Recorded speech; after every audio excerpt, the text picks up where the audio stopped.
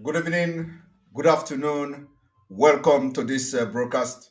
You are watching live and direct on Enter Biafra Channel 1, live and direct on Enter Biafra platform, Enter Biafra live streaming, and Enter Biafra YouTube channel. And of course, on other Enter Biafra platform. You are also probably watching on Facebook, and on Facebook, we may decide to take you out because we don't broadcast live on Facebook as a result of the Facebook censorship. This is the 22nd day of January 2022, and we have come this evening for the State of the Nation broadcast. And today we will be addressing few issues, and this broadcast will be as brief as possible.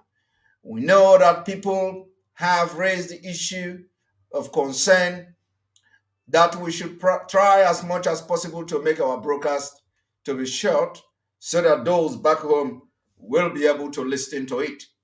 So today we are going to try as much as possible to stay just 1 hour plus during this broadcast.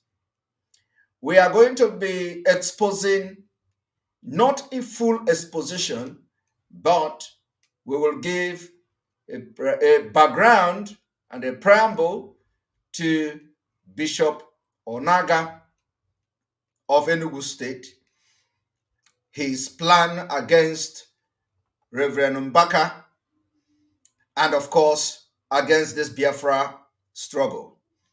The intel is very clear. We have received so many intelligence reports of which Reverend Mbaka may not be aware of. And because we have our way of passing this message, we have come today to send a straight message to Father Mbaka and at the same time to Bishop Onaga of Enugu State. Some of the things we are going to address today also include the sit at home, the civil disobedience, and the economic sanction in Biafra land, the impact and effect on releasing Mazen Nnamdi Kanu. Another thing, the third issue we are going to discuss today very briefly is how far Fulani has destroyed Nigeria, including everything that makes Nigeria what it is. How far they have gone in destroying every symbol of Nigeria. And some of you may think that they are ignorant and they don't have knowledge of what they are doing. But I have come to tell you this evening that everything the Fulani are doing, they are very much aware of the implications. They are very much aware of what it implies. They are well versed in what they are doing, and they know everything they are doing step by step. So those of you who think that it is out of ignorance that the presidency demonstrated what he did during the Armed Forces Remembrance Day, you are just being ignorant without knowing the country and those that rule you. These are the three issues we'll discuss today. And because we have come to begin to minimize the time we spend on broadcast for people to always follow before the new dimension comes in, we will try to make this broadcast as very short as possible. Welcome today.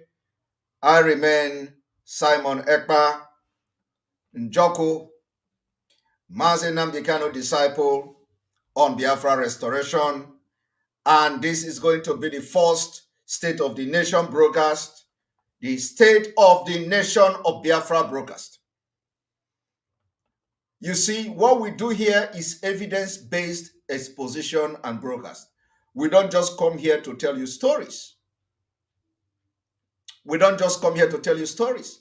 So those of you watching from Facebook, I ask you and join you to switch over to Enter Biafra platform. We know that most of the media team are, either hooked to this broadcast or they are going to hook to our broadcast later on because some of them are live and they are broadcasting live now. So on this note, I ask you, as you watch from Facebook, switch over to our own platform. Thank you very much. And then after the switch over, we are going to now refresh this particular platform.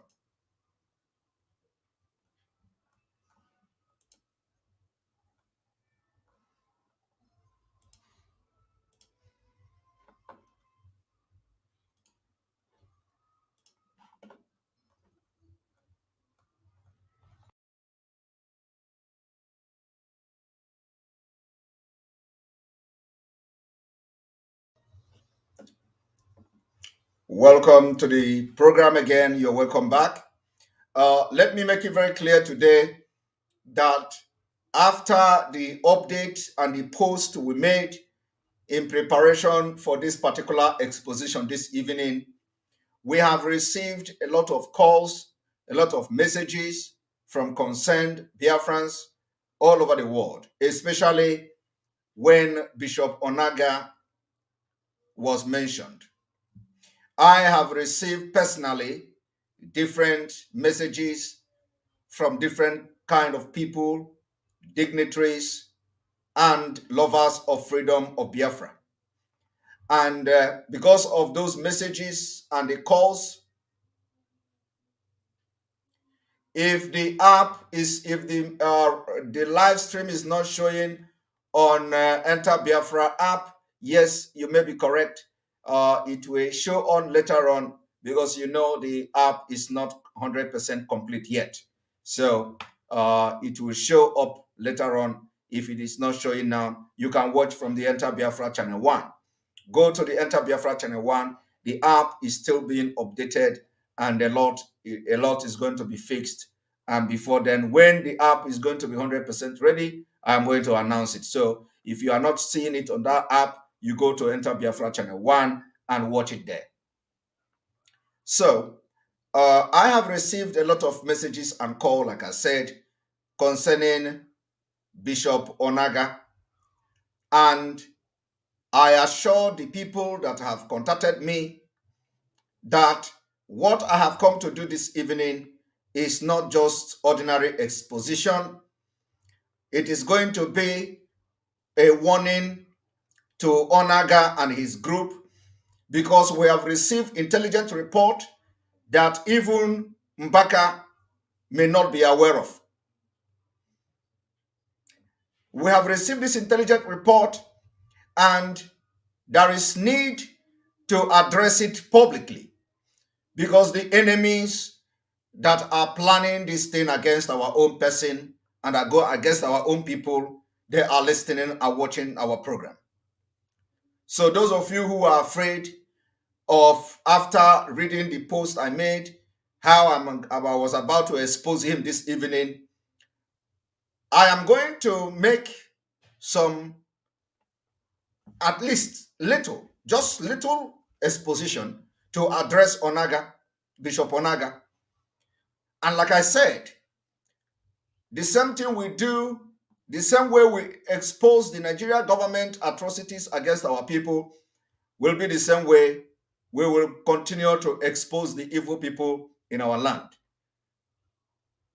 I want to say this evening that we have received intelligence report the activities of the Bishop of Enugu State in the name of Bishop Onaga.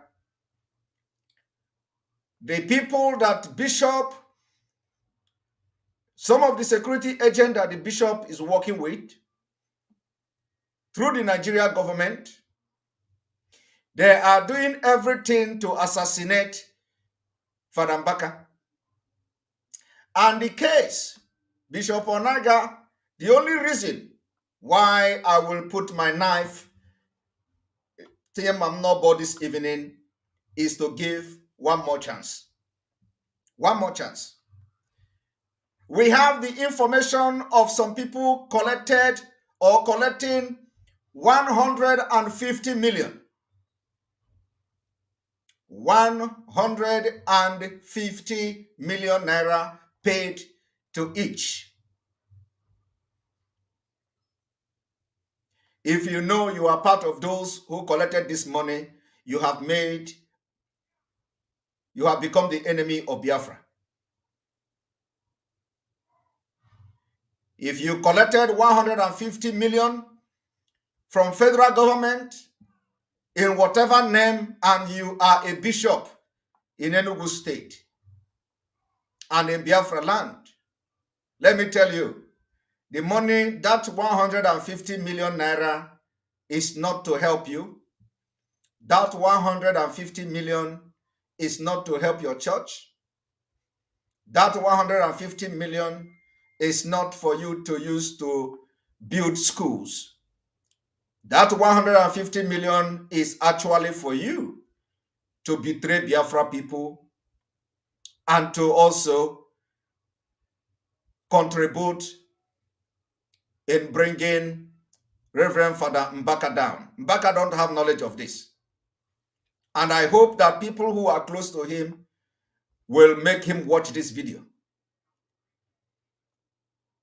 Now, let me make some shocking revelation today for those who do not understand what is going on.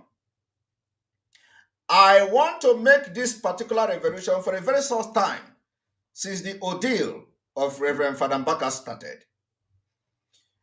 If you remember the day that the people of Adoration Ministry went to start protesting in Enugu State as they looked for Mbaka, they didn't find him. Do you know that on that day, a private jet was waiting at the airport to whisk Mbaka away to Abuja, where they were to interrogate him, humiliate him, and probably inject him with something. And it took the intervention of Biafrans in Enugu State to rescue Mbaka from the hand of the Bishop Onaga. Don't ask me how did we know this, because what you don't know is bigger than you. That day, a private jet was parking, waiting for Mbaka, and Bishop Onaga was aware of the fact that a private jet was waiting for Mbaka at the airport. Let me also make it very clear that when Mbaka was invited, because of the sensitivity of the proposed arrests of Mbaka, it was Bishop Onaga that were used to invite Mbaka. I do not need to go further to explain to you that the people of the Adoration Ministry and of course Biafrans in Enugu State besieged the residence of that Bishop Onaga, in case some people may have forgotten. They besieged the house and the residence of that Bishop Onaga, and a lot of things were destroyed.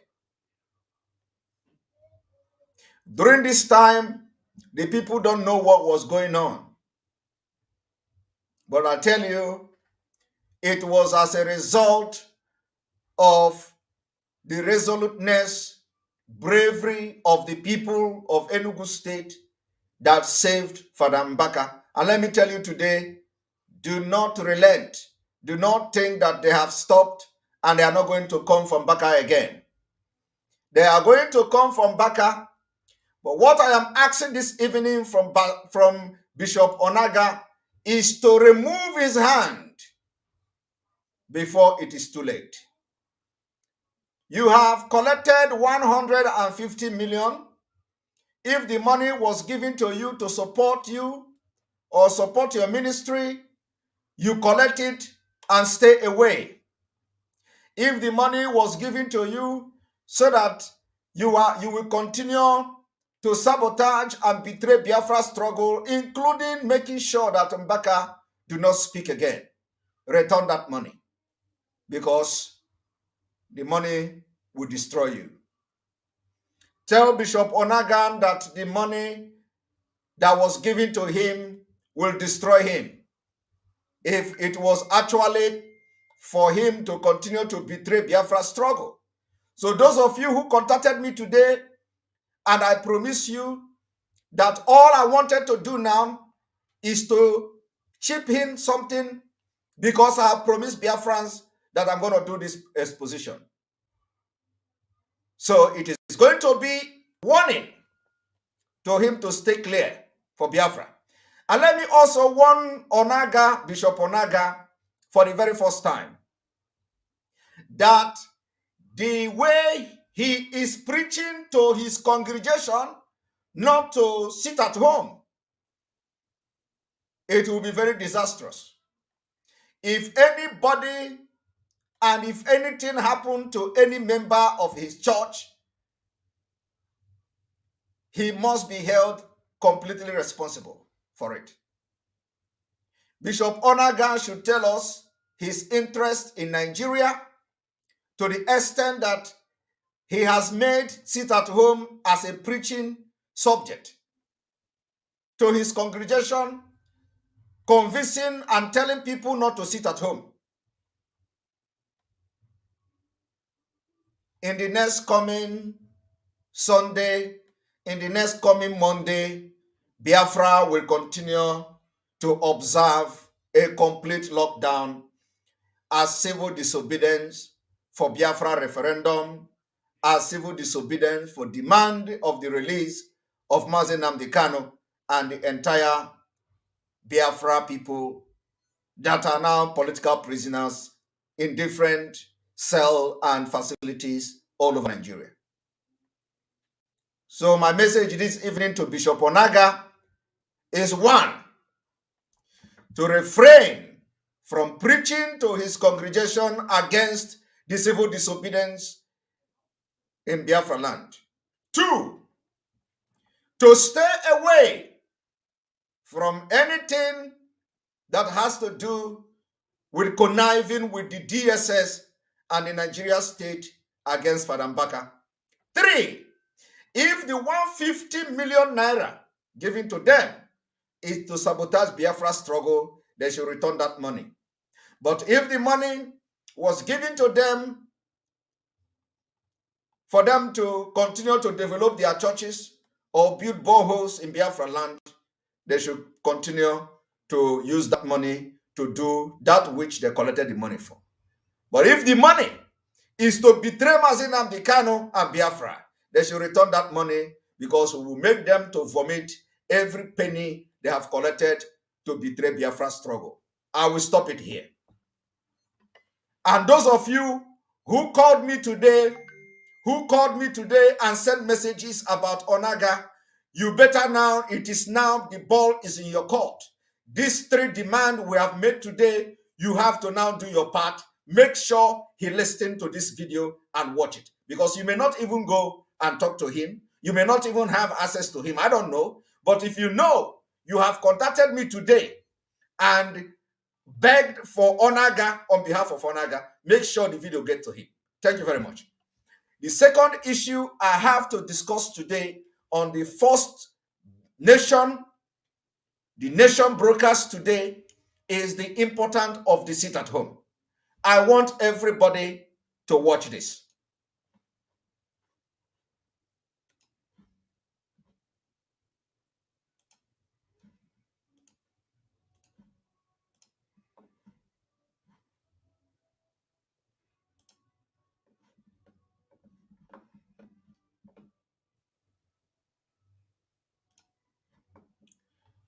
It is all about how important the civil disobedience in Biafra land. We must take this very seriously, for our leader to be released. I want you all to watch this. And the detained leader of the indigenous people of Biafra, IPOB, Nnamdi Kanu, in the latest legal twist. His counsel, Ifeanyi Ejiofor, said Kanu has never denied being the leader of IPOB. Ejiofor explained that the clarification became necessary because of what is described as deliberate misrepresentation and wrong narrative being perpetrated by some mischief maker. What is this about? Oh,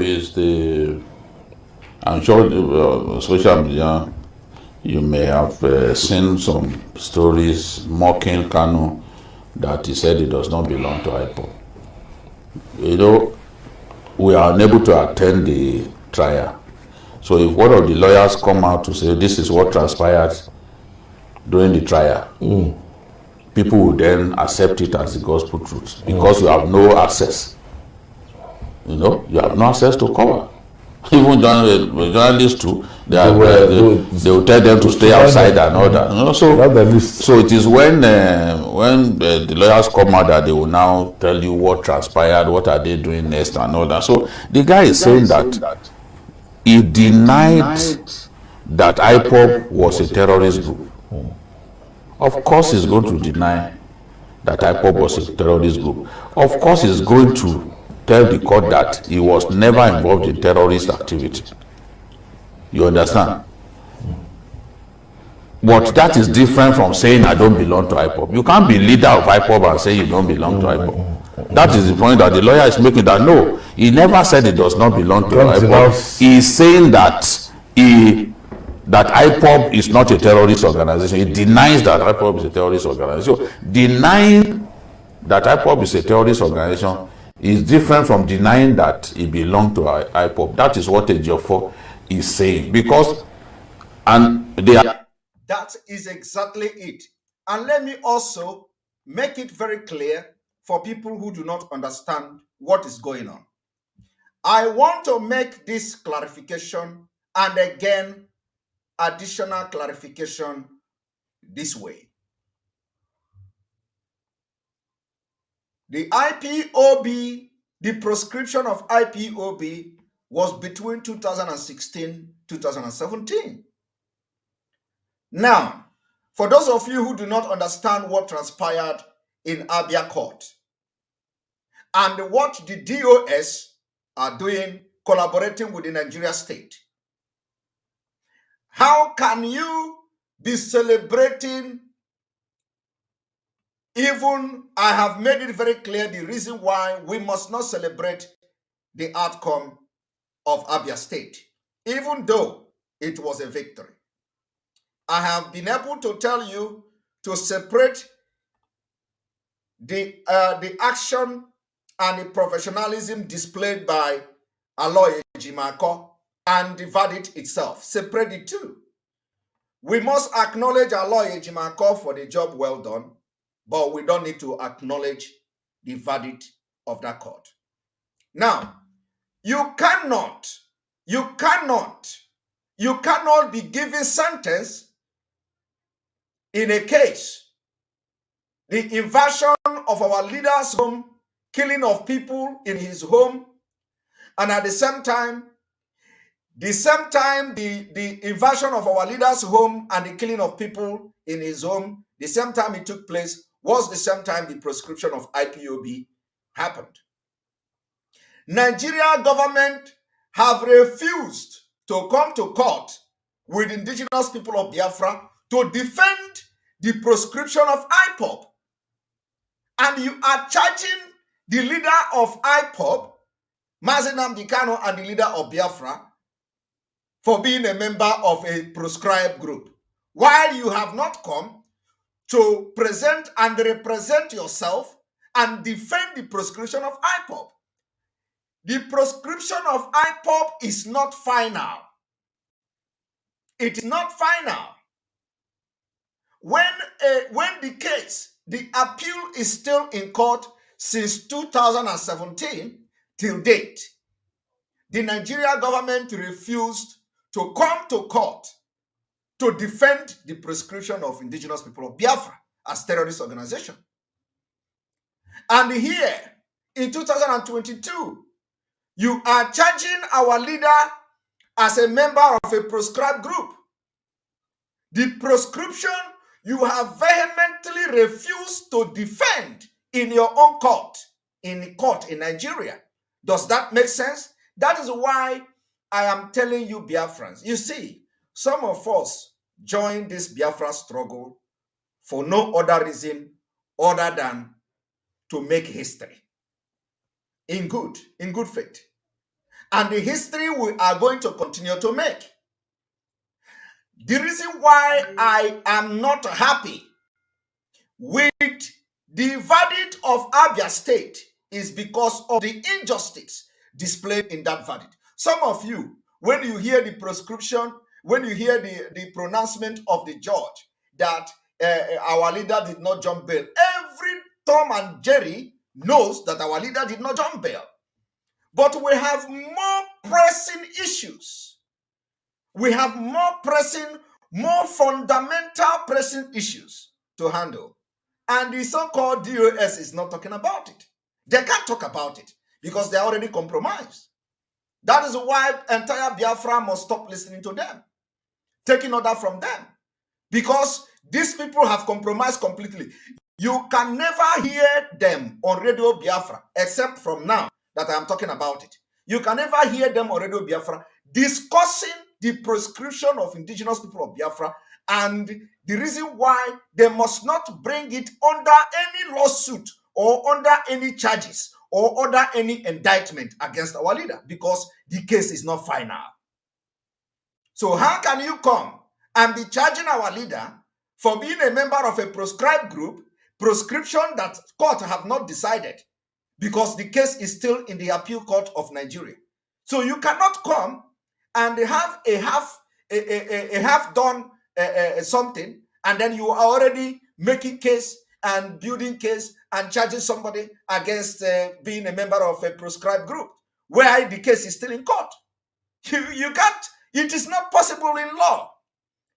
The opportunity and possibility for that court, for that prescription to become law is void, because the appeal court have not decided. It will even go to Supreme Court, as the case may be. So how can you come now and be charging Mazen Mbaka and for being member of a who proscribed IPOP? The IPOP proscription is not legal. It is not valid. That is my point here. If it is valid, the Nigeria government should go to court and defend the proscription of IPOP. That is why I am not happy with the outcome. Comparing to what happened to transpire to people, Sunday Igboho and the Abia State Court, it is injustice against our people. It is injustice against Mazi. The verdict of Abia State is injustice against our leader. Believe me. The only pronouncement is that he did not jump bail. We don't need court to know he didn't jump bail. We don't need court. We don't need court pronouncement to know he didn't. The only thing we need now is that we need to tell the Nigeria government, the prosecutor that is prosecuting our leader and saying you are a member of a proscribed group, we need to squash that particular argument, that particular indictment, that IPOB, according to Nigerian law, is not proscribed group until it undergo the prescription, undergo all legal remedies available. IPOB have not utilized the legal remedies available to them. And it is as a result of the Nigeria state knowing well that you can't proscribe organization that is fighting for the independent state of Biafra or for self-determination. So how can you then proscribe IPOB? They appealed. Somebody say you lost it. Please, I want you to come here and tell us, because don't run away. Don't run away. You have to come here and tell us whether the prescription of IPOB that is not yet final can be used in another court. The Nigeria state, the Nigeria government has been avoiding going to court to defend that particular pronouncement by a judge. It is in Nigeria court. So how can you, I don't know whether you are referring to me, Mr. Chidinaka or so, or you are responding to somebody else. I don't know. But if you are responding to somebody else, then disregard what I'm saying. But if you are responding to me, saying that what I'm saying is that I lost it, please come here and tell us what exactly you mean. Do you understand, from the context of law, from the eye of law, when you have a verdict against individual, against group, that group is given opportunity to either disagree by appealing that particular verdict, and when you, as the person taking as the prosecuting officer, refuse to come to defend the verdict against that particular group or against that particular person, that case can never be said to be legal, authentic. It is not final.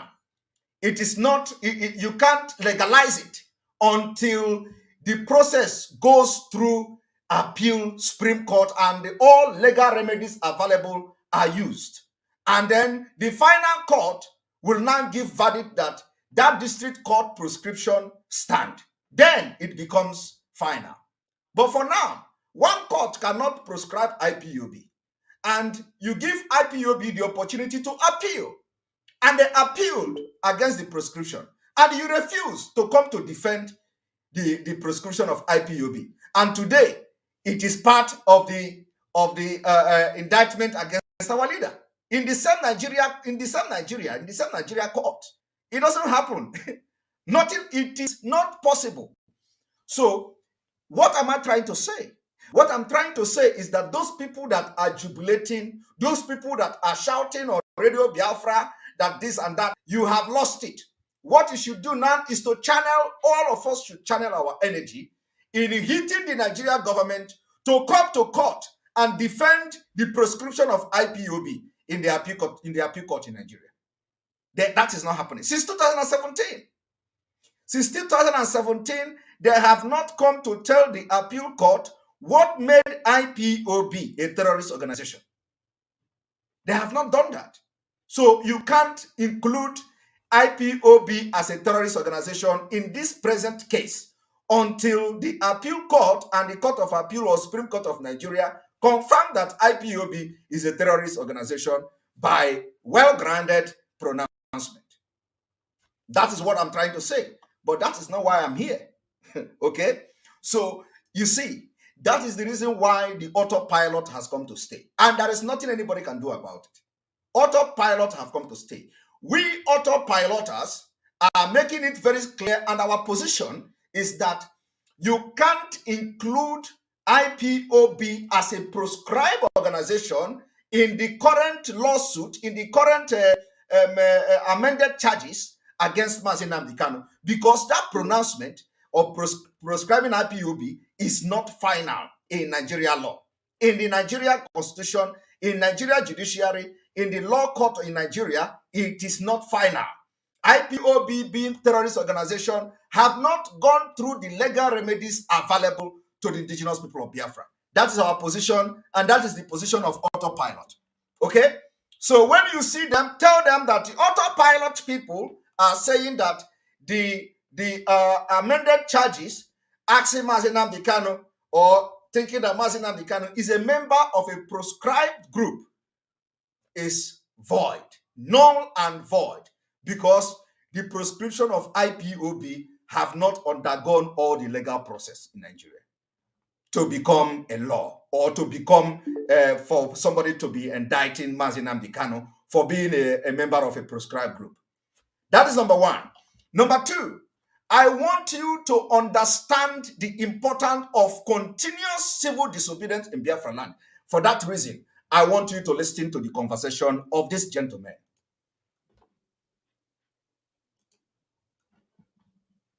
That's smart. If you are denied a group for which people have laid down their lives for you, you know what it means. Oh, the whole struggle, the morale will be very the low. whole struggle will have been compromised in the views of his followers. So they are also conscious of how how the perception that people will have of not just Nnamdi himself, but the group. If the person who formed it can go to a court and say, no, I do not belong to IPOB. What is clarified now that he never said so, that he only said that IPOB is not a terrorist organization. this kind of games do come up, especially from the prosecuting counsel. At times, some judges even look at public perception, media perception, to arrive at certain conclusions. So, did you hear that? Some judges listen to media perception. Media perception. That is what is wrong with the Nigeria judiciary, the Nigeria legal system. It is public trial. I have made this point several times. People don't understand it. The reason why they push the thing to the public is for judges to hear public opinion. So what is going to be our opinion? How are we reacting to the case of Mazi Nnamdi Kanu will be a determinant to how the judges are going to, some of the judges are going to come to their conclusion. That is why it is very, very imperative and very important to take the media war very seriously, especially when it is coming from the autopilot. That is the reason why the sit at home, you are going to take it very seriously, because it is going to also be a determinant for the judges to make their conclusion. That is the reason why you must take the sanction for economic sanctioning the internally generated revenue in Biafran land very seriously, because it is going to be part of the determinant for the judges to come to conclusion about squashing every amended charges against Mazi Nnamdi Kanu. The same thing we have said in the past. Nigeria judiciary is not to be trusted. That is why you must not celebrate the Abia verdict, but celebrate the people, the lawyers that attempted to bring justice to this struggle. Even though the pronouncement of that Abia court, you can't look at it and say there is a justice there or justice served there. I call it a miscarriage of justice. No matter how you want to say it, I will call it the miscarriage of justice. A lot of miscarriage of justice took place in the pronouncement of Abia court. And somebody like me, I can never accept that. That is why whatever you do, I am not satisfied until Mazi Nnamdi Kanu is pronounced a free man. Now, what did I want to tell you from here? I want to tell you from this particular statement that Nigeria judiciary don't rely on most of the time, do not rely on the evidences you bring to court. Because now they have no evidence against Mazi Nnamdi Kanu. So therefore, the media war, the media opinion, the opinion of people in the media now matters a lot. That is why you have to make sure you are bitter about everything that is coming out, including those that come out from Abia State. Don't be happy. Don't be happy about that miscarriage of justice that took place in Abia State, where they cannot make a pronouncement, a judgment that is clear and that is, that could be interpreted and the foreign political solution. That is an advice coming from the people that are in Abuja. The judges are appointed by judges are appointed by the government. And don't forget, sometime last year, there was an amendment or executive order signed by the presidency that the judiciary is now out of the state control. So the judiciary is now directly being controlled by the executive. Do you forget when I made this position? And at that time, I was even telling you people that they are targeting giving our land to Fulanis when the governors do no longer have control over the state judiciary. They control them from Abuja. So when they take your land, the state land, they will tell you to go to court. And when you go to court, the judges are appointed by the federal. And they are directly answerable to people in Abuja. So they control everything. They are not independent. Okay? Now, this is not why I am here. I want you to listen, and we are getting to the point why I am here this evening. Listen and watch.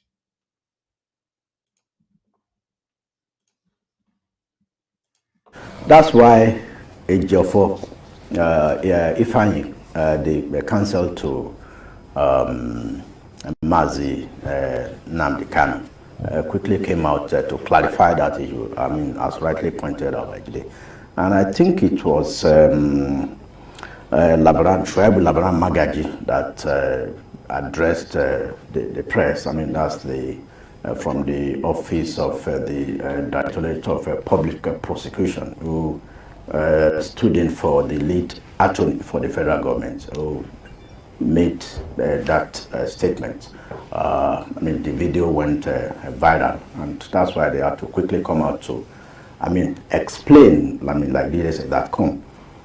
I mean, if you ask me, am I a terrorist? I'm not a terrorist. Then are you? Do you belong to IPOB? Say yes, but IPOB has been categorized as a terrorist organization, and is telling them no.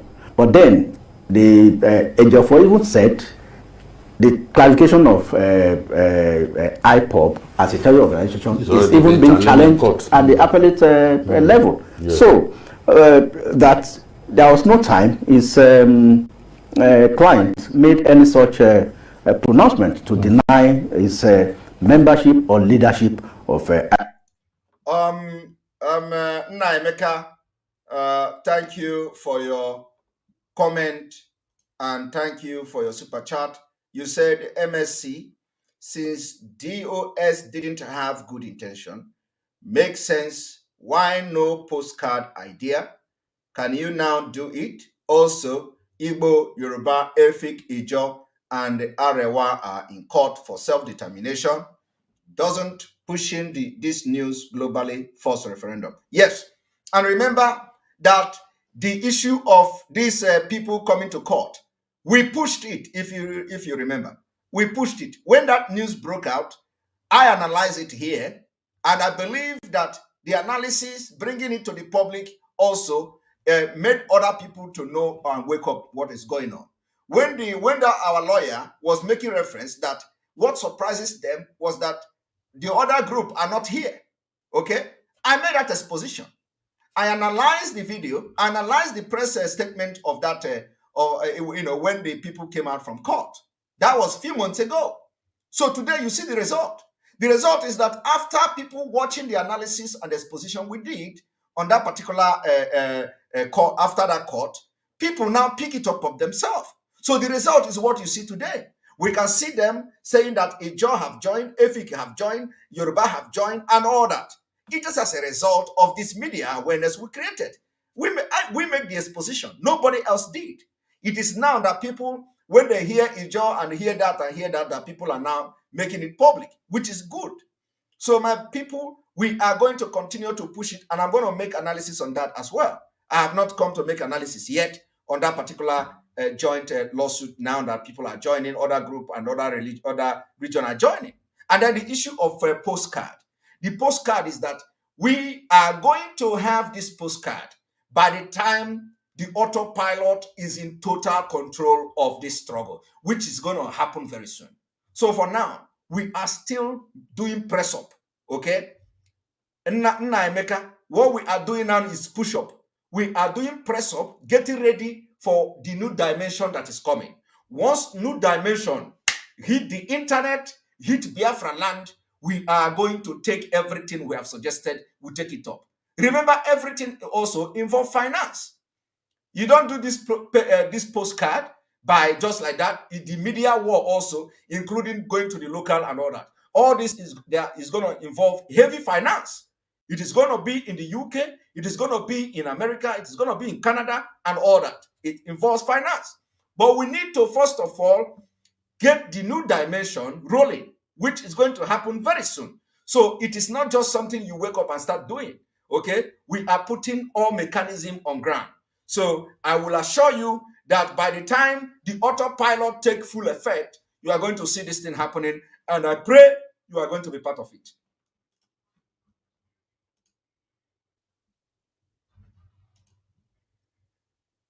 And you can see Kano is having a time of his. I mean, look at his Fendi designer suit. He's enjoying himself. He's glowing, and he's enjoying. He's having a time of his life. I mean, he's enjoying all the fun.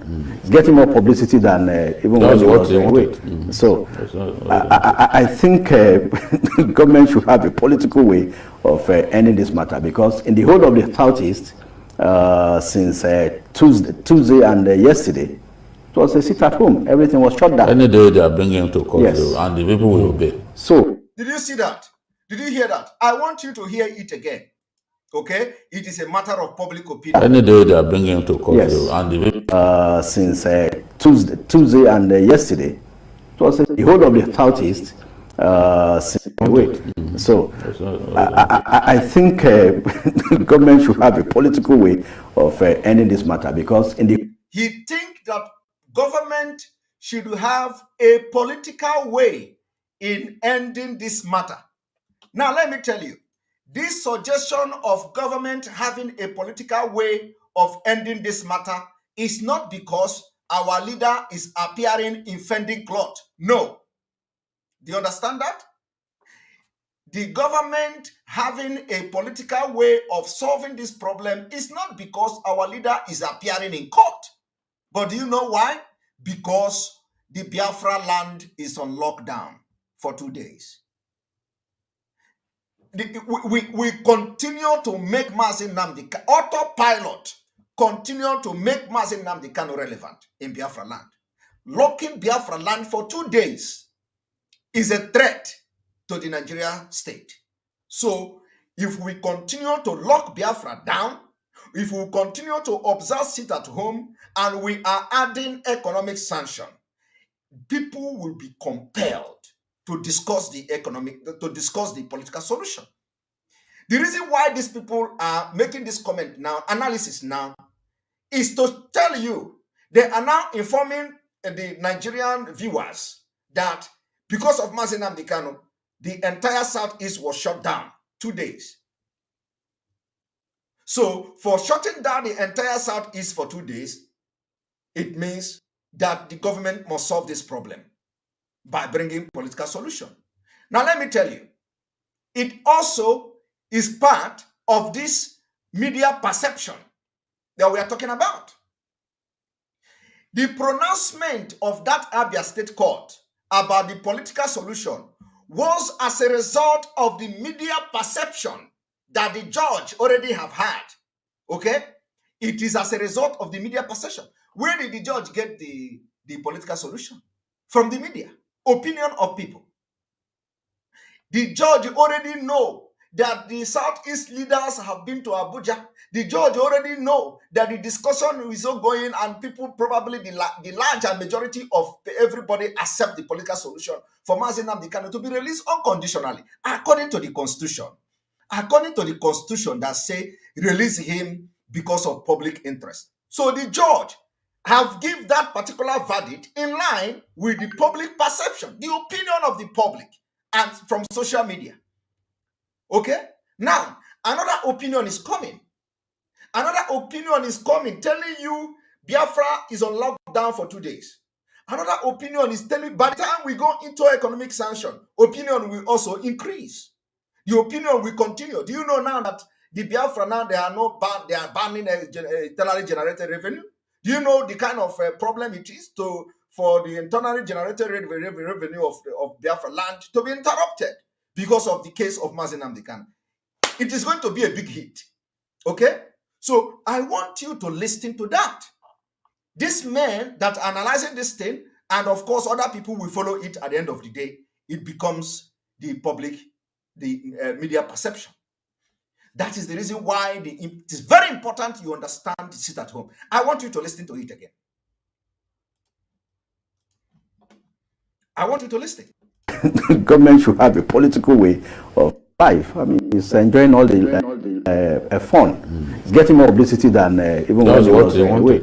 So I think the government should have a political way of ending this matter, because in the whole of the Southeast, since Tuesday and yesterday, it was a sit at home. Everything. You see, in the whole of Southeast, since Tuesday and yesterday, it was sit at home. Everything was locked down. It was shut down. Any day they are bringing him to court, Yes. and the people will obey. So, you see, and any day they are bringing him to court, the people will sit at home and people will obey. You see, it is not just enough. It is not just enough for us to come and sit at home any day our leader goes to court. No. Okay? It is not enough. It must be something that is going to be happening very, very often. And we are going to add more so that this public perception, this public opinion, this media perception will override everything. That is what we are looking for. You see, sometimes when we are shouting like this, it will not make sense until people begin to discuss it, until major media houses, journalists, analysts begin to discuss it. And then we will come here and use that their discussion and analysis to begin to prove our point. What I'm trying to prove to you this evening is that this DOS want to succeed in making Mazi Nnamdi Kanu irrelevant in the Southeast. And that's why the autopilot can never accept that. Our aim, the objective of the autopilot, is to make Mazi Nnamdi Kanu more relevant in the Southeast and the entire Biafra land than any other time. And for him to be relevant, he need you. We need you.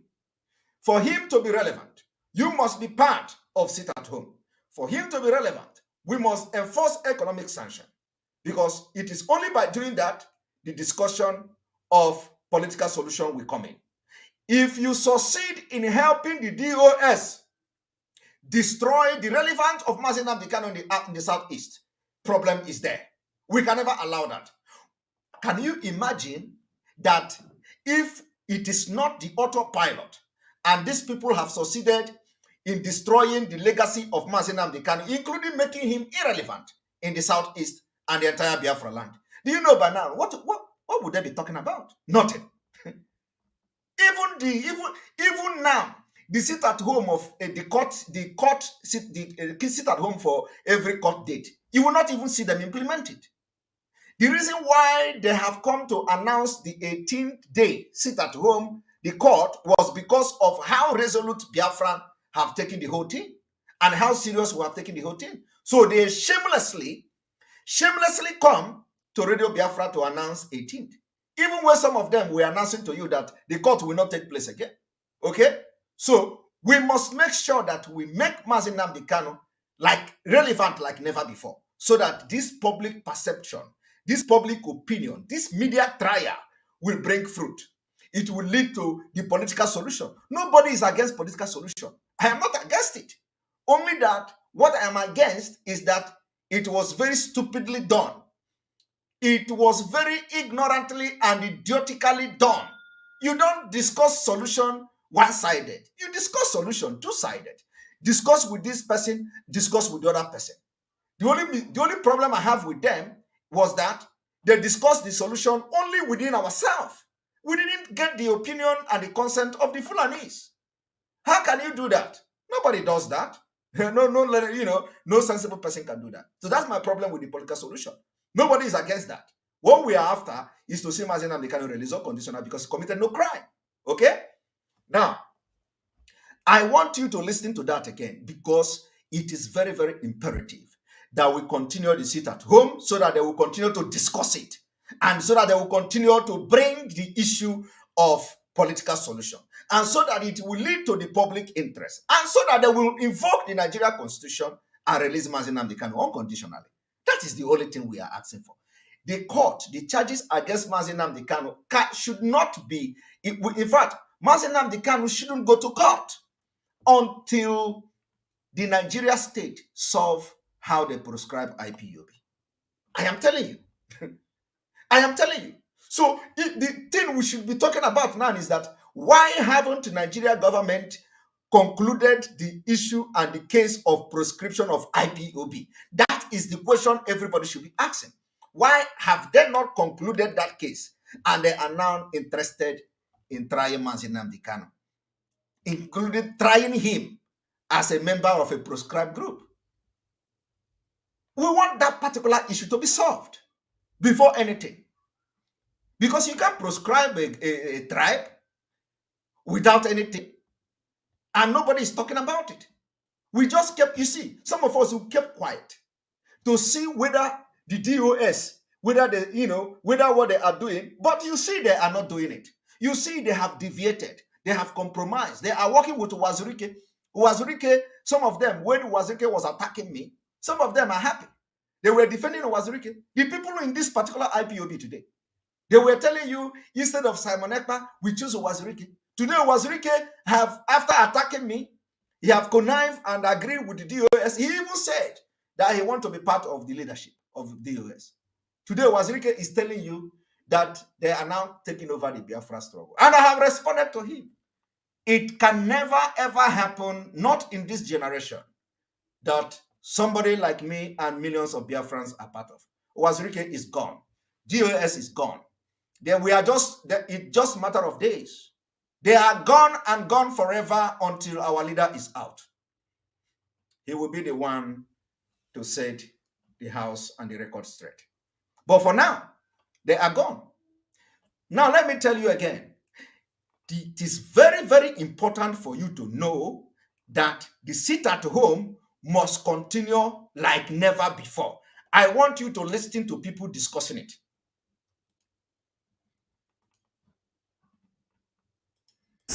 Tuesday and yesterday, a political way of ending this matter, because in the whole of the Southeast, since Tuesday and yesterday, it was a sit at home. Everything was shut down. Any day they are bringing him to court, Yes. and the people will obey. So the things were, the whole activities everywhere was shut down Tuesday and yesterday. So I think the earliest we bring it closer to this. That was what the judge suggested yesterday. Even if Mazi Nnamdi Kanu, even if he's agitating and...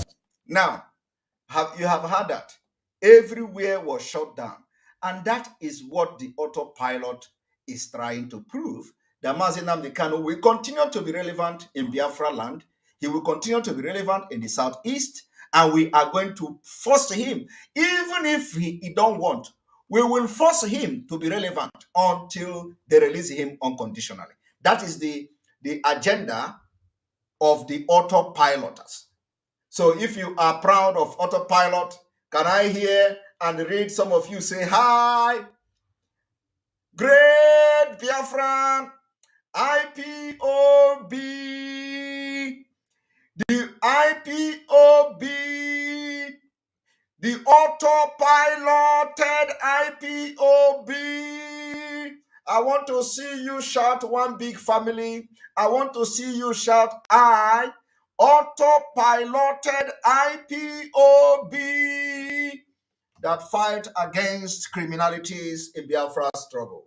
Now, for you don't know, if you do not know how the Fulani have destroyed Nigeria, if you do not know how the Fulani have rubbished everything that makes Nigeria a country, I want you to listen and watch this particular video.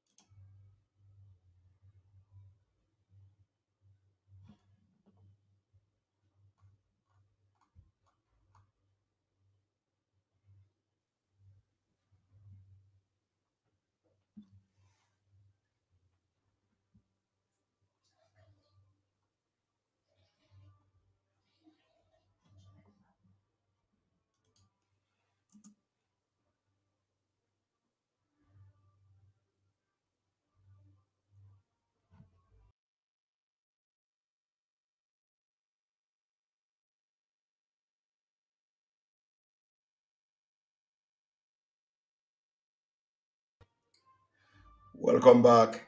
Welcome back. I think we are still. What surprises me in this whole thing is that every day we are recording, number of viewers are increasing. As I'm talking to you now, we are 12,900 viewers on all platforms, 3,200 viewers on YouTube alone within 1 hour, 7 minutes. 3,200 viewers on YouTube alone. On YouTube alone. And the number we just have 13,000 viewers. Within 1 hour, 7 minutes, 13 good thousand 70 viewers. 13,070 viewers within 1 hour, 7 minutes. And I think we are breaking record every day. Every day we are breaking record. And YouTube, we have 3,200 people watching within 1 hour, 7 minutes. That's a record. That's a record. Believe me, that's a record. That's a record. 3,200 people within 1 hour. That's a record. You can't beat that. You can't beat that. If you are watching, before we go to the next video, I am going to end this broadcast in 1 hour 30 minutes. In 1 hour 30 minutes. If you are watching this video from YouTube, for example, because those watching from Enter Biafra other platform may not have the opportunity to comment and like. If you are watching from YouTube, make sure you take just a few seconds, hit the like button, and let's continue. Hit the like button. Hit the like button. Let other people know that we are live, because this is the first State of the Nation broadcast. We are not going to waste time. It is going to take from 1 hour to 1 hour 30 minutes going forward. We are now in new dimension of this struggle. I want you to listen to how the Nigeria have been destroyed by Fulani.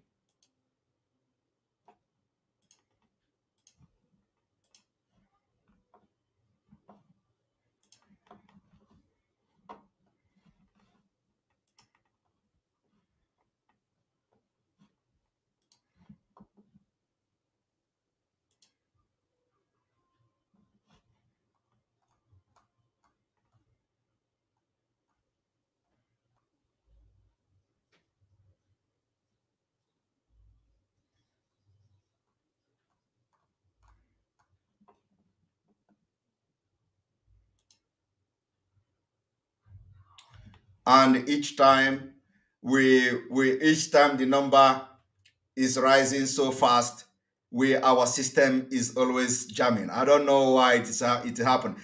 We need to have more than this particular system can take even 20,000 plus live viewers, but I don't know why each time we go over 10,000 like this, the system is always having problem. I do not know why it is happening like that.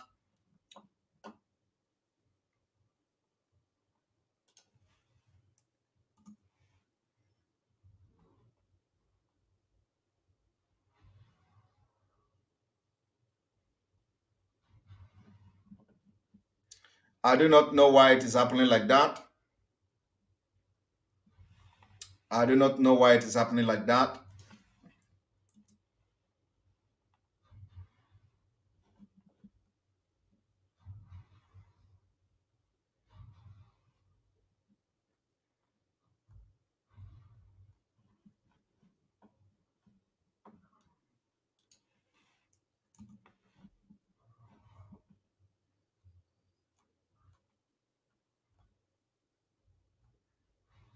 Honestly, this is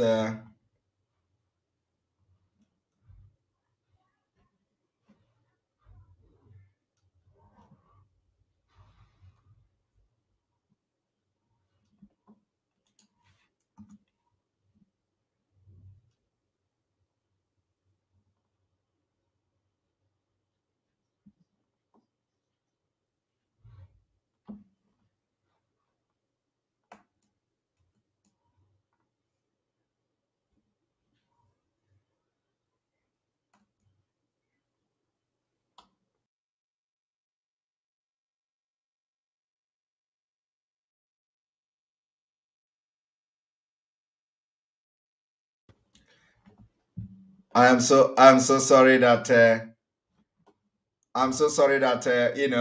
the capacity, I don't know whether the capacity is too small. I don't know why.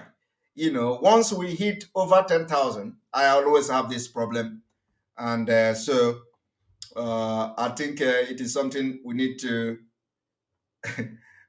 research on this to know why the problem is happening. So, all right. So I want you to understand how the Fulani have destroyed Nigeria, but people don't understand it. They think it is ignorant. So this is the last topic we are discussing this evening, and we move on. Of President Muhammadu Buhari stepping on some national insignias during the 2022 Armed Forces Remembrance Day. So, the man they call Muhammadu Buhari stepping on some national insignia is not an ignorant. He knows what he's doing. He's just telling you people that the Fulani supremacy, the nomadic supremacy, the Islamic agenda has already been concluded and or in completion stage. That is why they are stepping on coat of arms of Nigeria. They don't regard anything Nigeria anymore. So if you don't understand what is going on, don't call it ignorant. They know exactly what they are doing. And that's what surprises me. Now let us listen to this. Celebration in Abuja. While some presidential aides sees nothing wrong with it, some retired diplomats and protocol officers opposed what happened and insisted that there is no justification for it. Jide? Yes, we still have some very experienced diplomats and even former chief protocol officers to presidents. So some of them are still alive. They communicate, they express their concerns, and I can tell you that the issue that we discussed on Sunday was born out of concerns raised by some of them retired ambassadors and career ambassadors and protocol people. So they rose to the top. They are still alive and they have their own group. So the concern was by them. In the past, what we simply had, we just laid the red carpet. But these days, people will go and design the coat of arms and then used it as carpet for this kind of event. And these career diplomats are saying, no, this is wrong. It had not been like this before. Unfortunately, even when people argue that, okay, there's actually a difference between presidential seal and the coat of arms. The president has no right. You are watching and looking at a man who is the president of Nigeria standing on coat of arms of Nigeria. Nigeria now poto poto. It has never happened anywhere in the world. It is not ignorant. My problem is that people are thinking they are ignorant. How can a military man who was, according to them, who was once a dictator in 1980 something, and you have all Nigerian military men surrounded them, it is a, there is a spiritual implication of what you see here.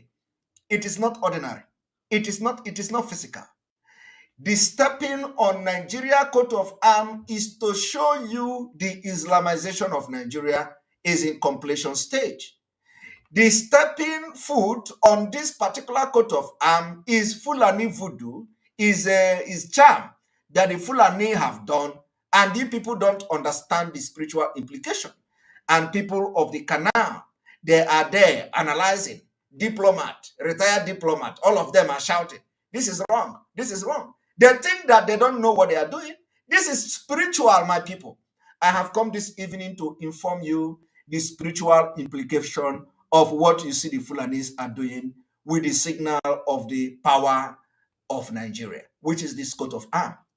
Now, the stepping on this coat of arms is to rubbish every spiritual thing that Nigeria has.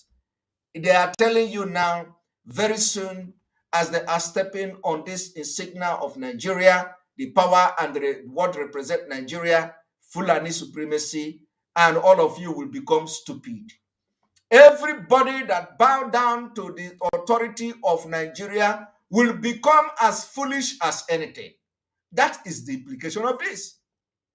The spiritual implication is that anybody that is serving in this government, so long as this man is stepping on this particular coat of arms, you can never ever be yourself. You can never ever ask questions, just like the people in the US. You can never ever get yourself. You can never be a human being. So long as this man will continue to step on this coat of arms. Now tell me, What is the reason for the president to come and step on the coat of arms of the Nigeria during the Armed Forces Remembrance Day? If not what I have just said now. Everything Fulani does is juju. I want you people to listen. It's to stand on the on the coat of arms. But the presidential seal also includes the coat of arms. He has the right to stand on that. It's a personalized emblem of the president. Nobody is arguing about that. But the unfortunate thing is that for some of these events, you now even see people who are not president, who are just ordinary people, working on even on these things. That is the point that bothers those people, that national symbols are not meant to be trampled upon, and they don't want to see a time when even our flag, people will start stepping on and walking on the flag. So this is the thing. The excuse is the alibi is not simply to go and get pictures from the US and other places. We always say that it was wrong. Somebody said, oh, if we stole so much money, America will know. But it's that same America that we are using as the standard. Even when you are talking about diplomatic etiquette, you still find that across the world, you still find the UK and even France rated higher than America. But that's why we've gone to look, for example, just to justify what has happened. The people, no one is saying, look, the president cannot stand on his seal. But there is a distinction between the seal of the president and the coat of arms. And nobody, if you design anything that is not the seal of the president, and it's just the coat of arms, then nobody should stand on it, including the president. And some of them are even saying that they do not even want, they want the red carpet, let the red carpet just be there, that even this one, yes, that they don't want. That's their argument. Sam, what do you make of this? There are conventions. This is all but around, conventions. Sometimes you don't find them written, in any book form or documentary form, but they are conventions. And those who are professionals, those who are ambassadors, career ambassadors who understand the way these things play, okay, have offered the explanations. Yes. My concern there is that not just the coat of arms. Sometimes you find that the national flag placed in the offices of some leaders have coat of arms on them, and you ask yourself if the national flag as designed or conceptualized should have the coat of arms. So it would seem that it would seem that those who are meant to mind this protocol, issues don't even understand what is involved.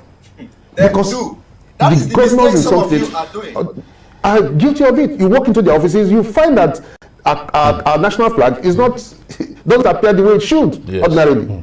So these are some of the things that you find playing out, and I think that we need to take lessons from it. There are national symbols that we should not toy with.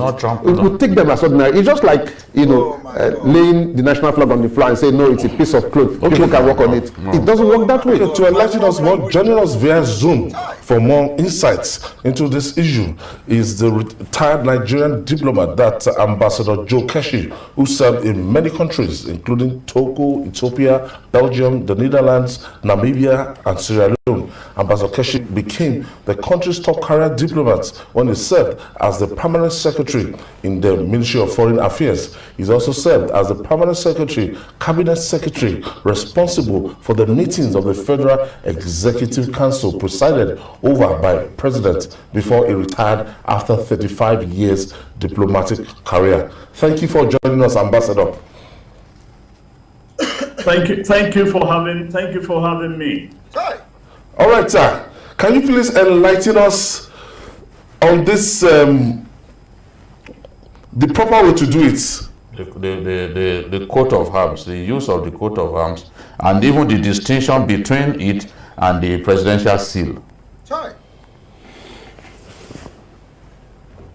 Well, I listened to the introduction, the conversation you gentlemen have had before, and I think that you've made all the points that needs to be made. That the national symbols, need to be properly represented because they represent a lot in the life of a nation.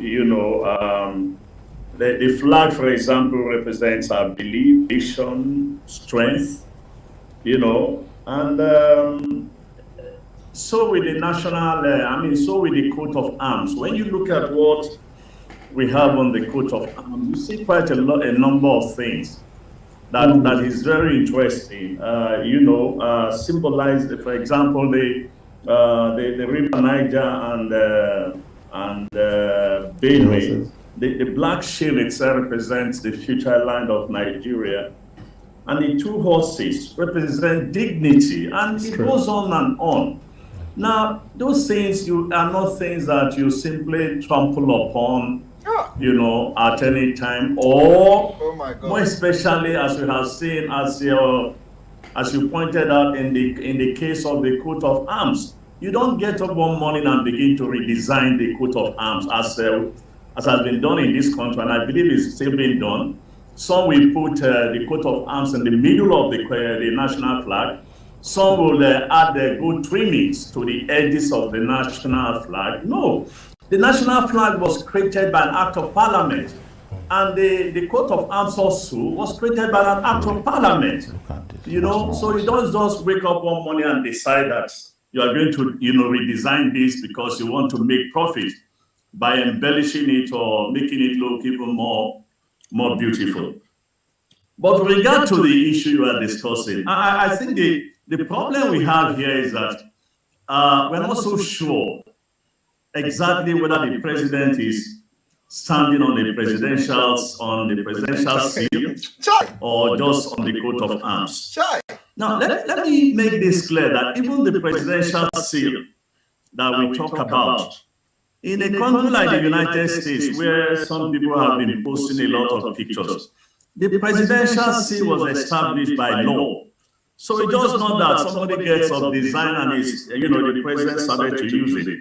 And secondly, it was meant for the president's communication with Congress. So that's why it's called a seal, because once he writes Congress, it seals up with the coat of, with the presidential seal. Of course, they use this for other things, but it was initially set up for the president's communication with the National Assembly. And I'm not too sure, I might be wrong, whether it was even established by law and the rest of it. But the point that needs to be made, in my view, is that this whole incident probably is as a result of a lack of deep knowledge of the significance of these national symbols. That is a lie. That is a lie. You see, this is where I have problem with them. How can you come here and start telling people that it is lack of knowledge? It is not lack of knowledge. The Fulani knows exactly why they have done that. The Fulani knows exactly why they told the man to be stepping on the coat of arms of Nigeria. It is spiritual. Fulani are known for juju. Everything is juju. Fulani is the only tribe that the British, when they entered Africa, when they entered the Niger area, they recognize Fulani as people that hang charm on their neck. It is juju. The spiritual implication of what these people are doing is what have affected all of you. In fact, the spiritual implication is even the reason why this man is calling it ignorant. Because if he is not being hypnotized by the reason why he is stepping on the coat of arms, he will be as very vibrant in brain like me, because that kind of thing can't affect me. Okay? It can't affect Mazi Nnamdi Kanu. It can't affect anybody that believes in Biafra. That is why, as I am saying it now, those who have been spiritually liberated themselves from Nigeria will understand me. Okay? And of course, if this man watch me, the spirit that is in me will enter him and he will be liberated. He can never come. He will be, believe me, he will think about what I'm saying. It is spiritual. Did you think that this government started today? No. Did you think that the federal government started yesterday? No. So why have you not seen it in the past? I am asking them, Why have you not seen this kind of demonstration in the past where a president is stepping on the coat of arms? You don't see that in the past. Why now? Because the Islamization and the Fulanization of Nigeria is at a completion stage. And that is the reason why we know and we are calling you now to wake up. That what you see here and complain about ignorant has nothing to do with ignorant. On this note, I say, may God bless all of you.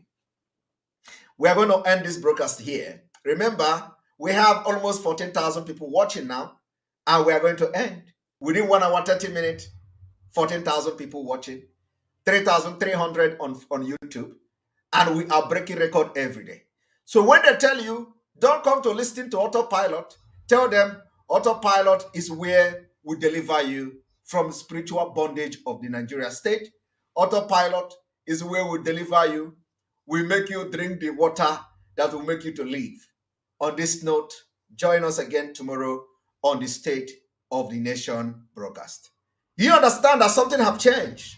Do you understand that our broadcast now has been elevated to the State of the Nation live broadcast? Thank you very much for watching. May God bless all of you. I want you all to replay, all the media warriors to replay this broadcast so that people who did not have the opportunity to join this current 14,000 people watching now will watch it again later on today. Thank you very much, and may God bless you. Have a wonderful weekend. May God bless Biafra. May God bless Oduduwa. May God bless the Middle Belt.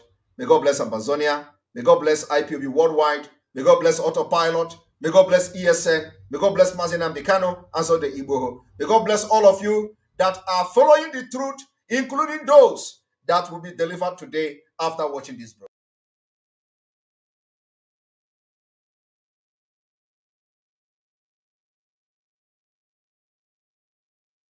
Until the Nigeria court, until we undergo all the court process. And we have again another crash in the system. I think this system needs to be upgraded. A lot of people have suggested that 1 hour, 30 minutes is what we want, and we don't want to exit that. One moment.